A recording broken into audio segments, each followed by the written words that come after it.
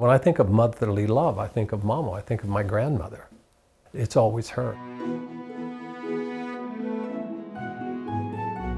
As a toddler, she'd lead me out into her little patch of a backyard where these scraggly raspberry bushes were along the fence, and she would go out there and pluck these raspberries one at a time and feed them. And I remember, like a baby bird, I'd just hold my head up and open my mouth, and she'd plop these warm raspberries in my mouth.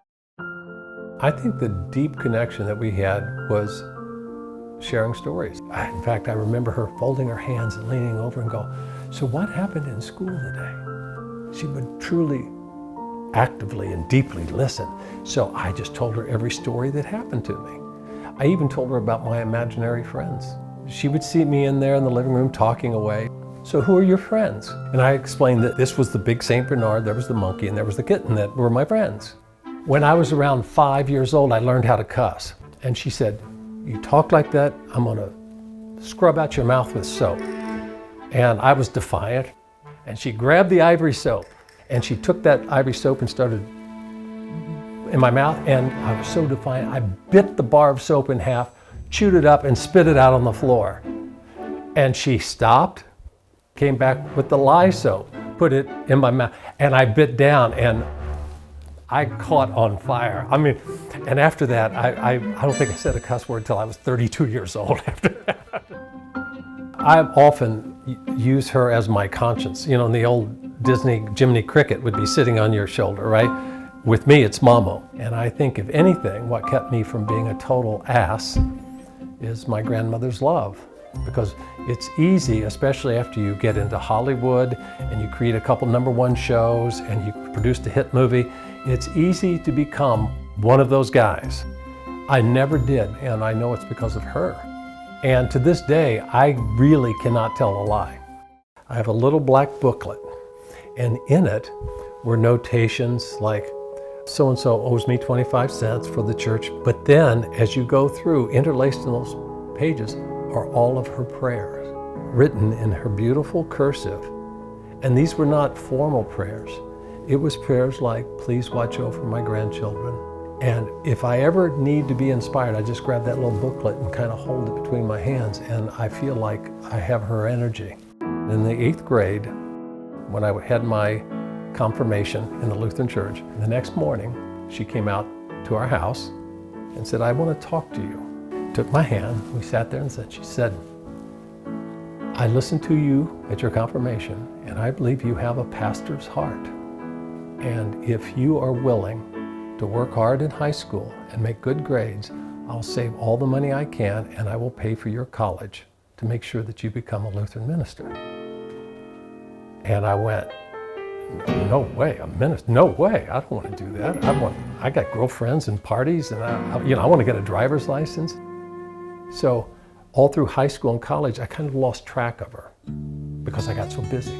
I got my driver's license, I had parties, I had sports, I had girlfriends. And so as I went into undergraduate school, my senior year of high school and into undergraduate school, she would pay me $5 to come and mow her grass. And it's a little bitty yard. And I realized much later that I wasn't there to mow grass. She was asking me to do that so she could see me. And the last time I saw her, I had mowed her grass, and I was getting ready to leave for graduate school in New Orleans.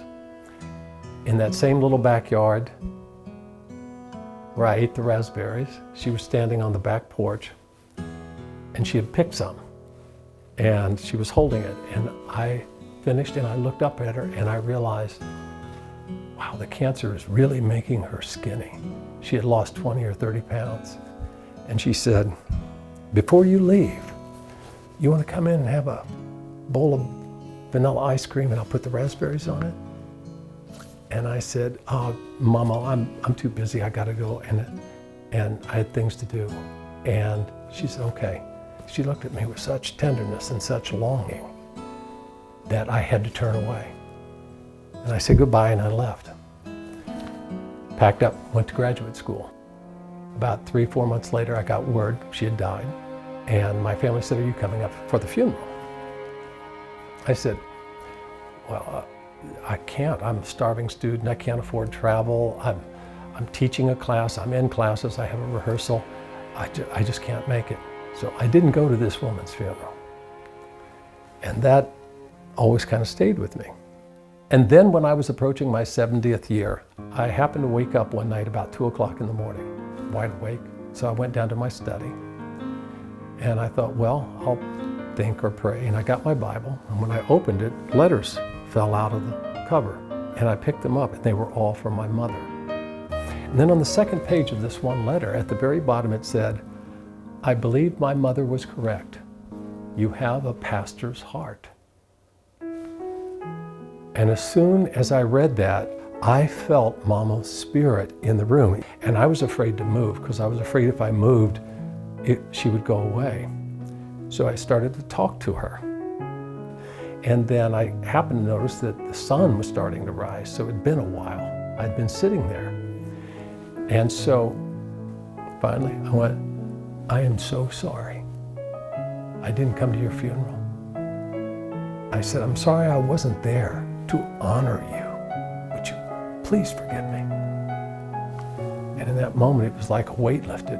And I went, okay, that's why she's here. I didn't even realize it was a weight I'd been carrying for almost 50 years. I had this epiphany that when I imagine God's love, it's her face that I see.